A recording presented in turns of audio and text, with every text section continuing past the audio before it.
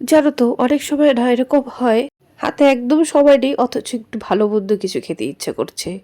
আর তার জন্য এই রেসিপিটা একদম পারফেক্ট। কোনো রকম ঝামেলা হয় না, একদম খুব সহজে রেসিপিটা রান্না করা হয়ে যায়।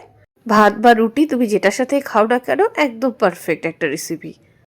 প্রথমে কড়াইয়ের মধ্যে সামান্য সর্ষের তেল দিয়ে কিছুটা জিরে ফোড়ন দিয়ে কুচনো পেঁয়াজ, কয়েক কোয়া গোটা রসুন, চেরা কাঁচা লঙ্কা, হলুদ, নুন আর সামান্য জিরে গুঁড়ো, সামান্য গরম মশলা গুঁড়ো দিয়ে প্রথমে মশলাটাকে বেশ কিছুক্ষণ ভাজা ভাজা করে নেব।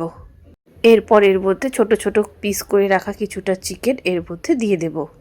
চিকেনটাকেও দিয়ে বেশ কিছুক্ষণ খুব ভালোভাবে মশলাটার সাথে মাখিয়ে গ্যাস কমিয়ে ভেজে নেব।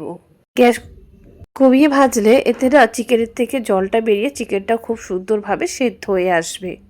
তারপর চিকেনের থেকে পুরোপুরি জলটা শুকিয়ে এলে, চিকেনটা হালকা ভাজা ভাজা হয়ে এলে উপর থেকে ধনেপাতা কুচি ছিটিয়ে দেব। আর জানো তো, ধনেপাতা ছাড়া না আমার কাছে যে কোনো রান্নাই কেমন যেন অসম্পূর্ণ লাগে। ব্যাস, এরপরে আর 2 মিনিট ভাজা ভাজা করে নামিয়ে নেব। এরপর গরম ভাত বা রুটি তোমাদের যেটার সাথে ইচ্ছে খেয়ে নাও। আর আমরা যেহেতু ভাতপ্রেমী মানুষ, তাই যে কোনো রান্নাই আমাদের ভাতের সাথে খেতেই বেশি ভালো লাগে। আর তোমরা কি খেতে বেশি ভালোবাসো, ভাত না রুটি? অবশ্যই কমেন্ট করে জানিও। আর আজকের রেসিপিটা তোমাদের কেমন লাগলো অবশ্যই কমেন্ট করে জানিও। আজকের মতো এইটুকুই, দেখা হচ্ছে নেক্সট একটা ভিডিওতে।